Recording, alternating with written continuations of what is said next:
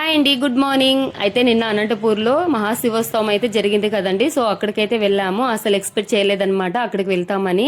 ఎందుకంటే అక్కడికి వెళ్ళాలంటే టికెట్ ఉండాలండి. ప్రెసెంట్ అయితే మా దగ్గర టికెట్ లేకపోయా నిన్న. మా వారైతే శ్రీశైలంలో డ్యూటీలో ఉన్నారు. ఇంకా మేము ముగ్గురమే కదా. సో ఇంకా టికెట్ తెచ్చిచ్చేవాళ్ళు లేరు అన్నట్టు ఇంకా టెంపుల్కి వెళ్ళిపోదాంలే అనుకున్నాము. ఇంకెక్కడికైతే ఏంటి, దేవుడి దర్శనం కదా అన్నట్టు. కానీ ఆ దేవుని అనుగ్రహం ఉంటే మనం ఎక్కడికి వెళ్ళాలన్నా దేవుడు అనుగ్రహం కంపల్సరీ ఉండాలి. ఇంకా అనుగ్రహం ఉంది కాబట్టి మాకైతే 5 o'clockకి ప్రోగ్రామ్ అంటే 4 o'clockకి టికెట్ దొరికింది. సో ఇంకా పిల్లలు నేనైతే వెళ్ళాము. చాలా బాగా జరిగిందండి పూజ అయితే. ఇంక ఇక్కడైతే బుజ్జి తల్లి బాబు అయితే పూజ చేస్తున్నారు. చూడండి మా పిల్లలు ఎంత బాగా చేస్తున్నారో. అక్కడ స్వామివారు చెప్తుంటే స్క్రీన్ మీద కనిపిస్తూ ఉందన్నమాట. ఇంకా వాళ్ళు ఎలా చేస్తే అలా చేస్తున్నారు.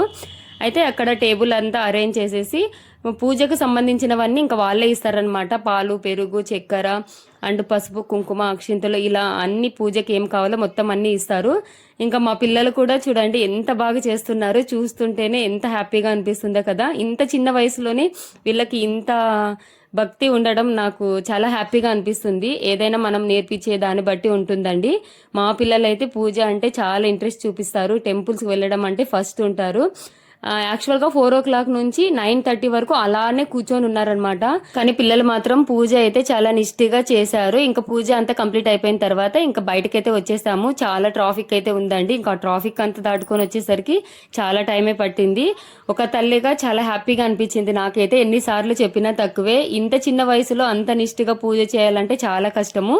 4 నుంచి 9:30 వరకు అలానే కూర్చొని కంప్లీట్ చేశారు మా పిల్లలైతే. ఓకే అండి, వీడియో కనుక నచ్చినట్టయితే తప్పకుండా లైక్ చేయండి. ఓకే మరి, బాయ్.